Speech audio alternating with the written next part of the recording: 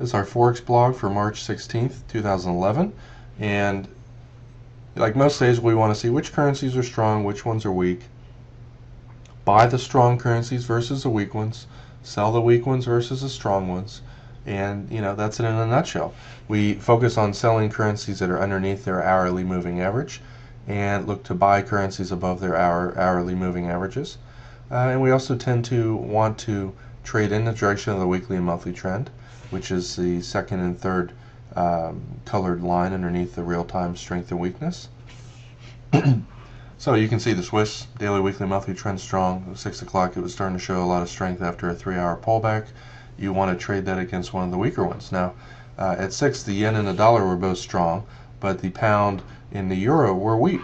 So if you wanted to look for euro Swiss sells because you have the weak euro, strong Swiss, or pound Swiss sells, you can see exactly what happened. Here's 6 o'clock. The trend continued down. You had a little pullback here. The trend continued down. You had another pullback here, and the trend exploded down 100 pips.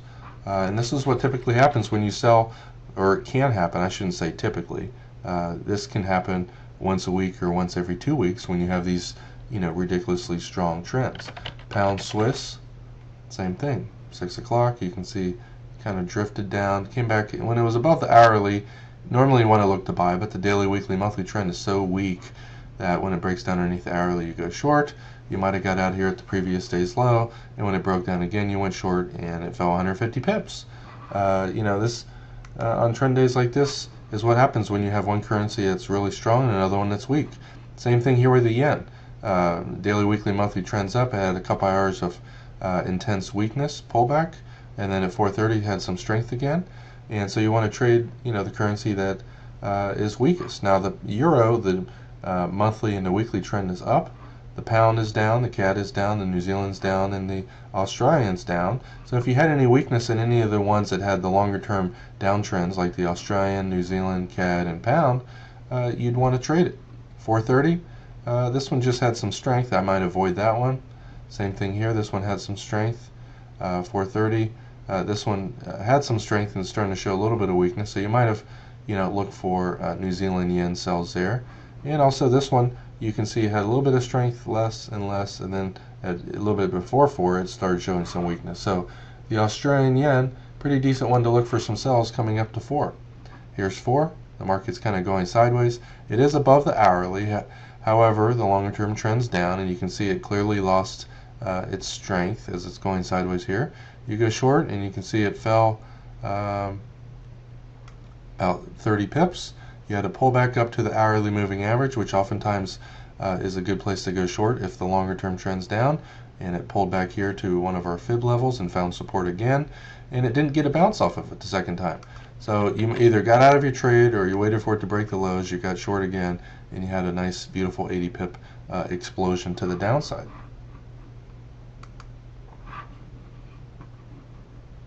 The CAD, a little bit later, 7 o'clock, and again at 8:30, started to show a lot of weakness. And the yen clearly is the strongest one between the dollar and the yen. So the CAD yen, you want to look for sells coming up to 7. It's broke underneath the hourly, which is good. Came up to the hourly again here, counter trend sell signal. And it's been falling ever since. It's down 150 pips. And if you missed that trade, when it finally broke the low of the previous low, which isn't that much below, you never want to chase a currency down or pay down in price too much, because your risk goes up, and if you lose money you tend to lose more pips. But in this case, it's only 15 pips below this little pullback area. You go short right here and the market kind of went sideways. You can see the intensity, it's the weakest it's been all day as it's sitting down there. As it goes sideways, you move your stop above there, and it just absolutely collapses just like all the rest of them, and fell 100 something pips. That in a nutshell is how you use our tools. We do have other tools that can help you find opportunities. The support resistance areas. Anytime, like the pound, the weekly, monthly trends down, it rallied up, came down, came up again with less intensity. It's at this monthly pivot level. Counter trend traders might have given this a shot, and once it broke the lows, hung with it because the longer term trend's down. Our trading zones, when they're underneath or outside of the bands, tend to be areas where the market can stall, but only if the market doesn't have incredible momentum. If you see it coming down with incredible weakness, you don't want to be bottom fishing, especially a currency like this where the daily, weekly, and monthly trend is all down. Here's a currency that you probably want to avoid trading altogether because there's two fib levels really close to each other. And what happens there, you can see it happened even last night. This fib level acted as selling, couldn't get above it, came down. This is now a support area, can't get underneath it. There also wasn't that much weakness. And so once it finally broke out over the highs here, it's very likely to go up to the next resistance area, which is all the way up here at 99.15. You might have bought this somewhere around 70 and caught a 45 pip move up. You're risking 5 or 10 pips on this trade, and if the trade works, you hold till resistance.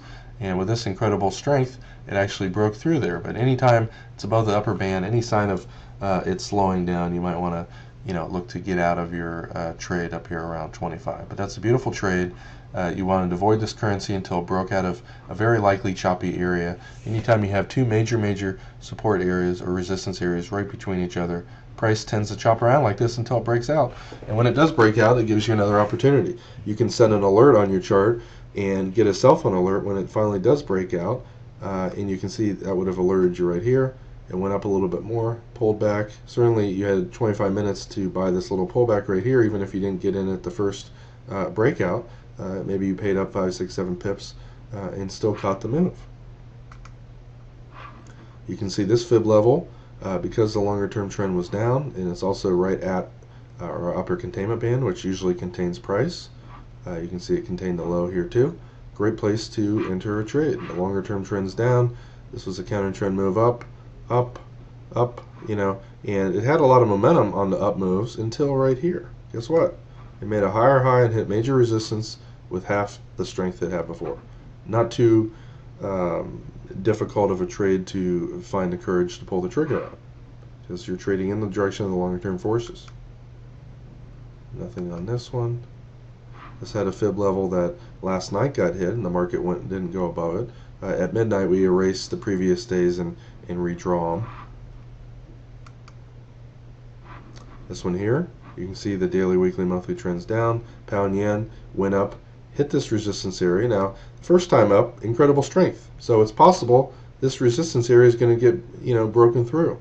But guess what? As it goes up again and goes sideways, that strength's all but gone. What a great place to anticipate a potential continuation in the direction of the longer term weekly, monthly trend. Great.